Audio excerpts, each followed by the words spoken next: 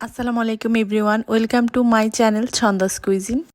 নতুন একটি রেসিপি নিয়ে চলে এসেছি। আজকের রেসিপিতে থাকছে ব্রাহ্মণবাড়িয়ার বিখ্যাত চ্যাপা শুটকি ভাজি। এই রেসিপিটা যে কত মজার খেতে, এটা কেউ ট্রাই না করলে বুঝতেই পারবে না। চলুন দেখে নেওয়া যাক ব্রাহ্মণবাড়িয়ার এই বিখ্যাত চ্যাপা শুটকির রেসিপিটা আমি কিভাবে তৈরি করলাম। আর হ্যাঁ, আমার চ্যানেলটি এখনও যারা সাবস্ক্রাইব করেননি, সাবস্ক্রাইব করে পাশে থাকার অনুরোধ রইল।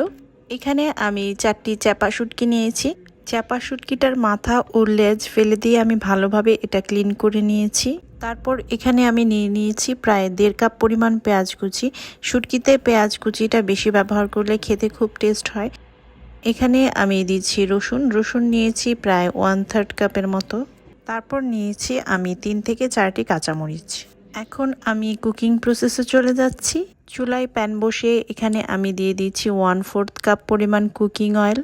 তেল গরম হয়ে এলেই এখানে দিয়ে দিচ্ছি পেঁয়াজ কুচি, দিচ্ছি কেটে রাখা রসুন কুচি। পেঁয়াজ ও রসুন কুচি আমি তেলের মধ্যে ভেজে নিচ্ছি।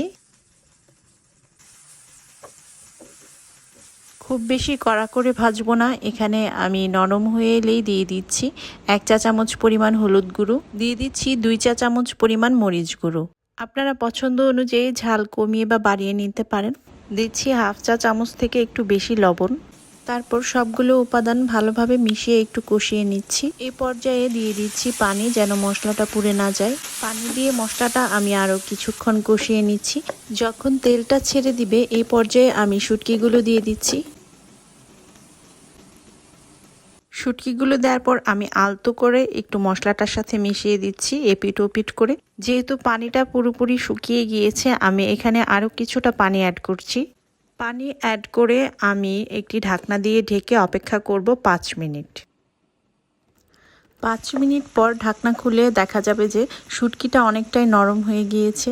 একটি কাঠির সাহায্যে এখন আমি শুটকির কাঁটাটা আলাদা করে নিচ্ছি। দেখতেই পাচ্ছেন আমি কিভাবে কাঁটাটা আলাদা করছি। কাঠিটা দিয়ে চাপ দেওয়ার সাথে সাথেই কিন্তু কাঁটাটা আলাদা হয়ে যাচ্ছে।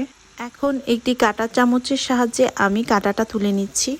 এভাবে প্রত্যেকটা শুটকির কাঁটা আলাদা করে আমি কাঁটাটা তুলে নিব।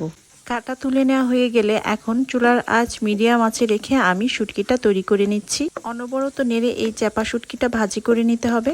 এই পর্যায়ে দিয়ে দিচ্ছি কিছু কাঁচামরিচ।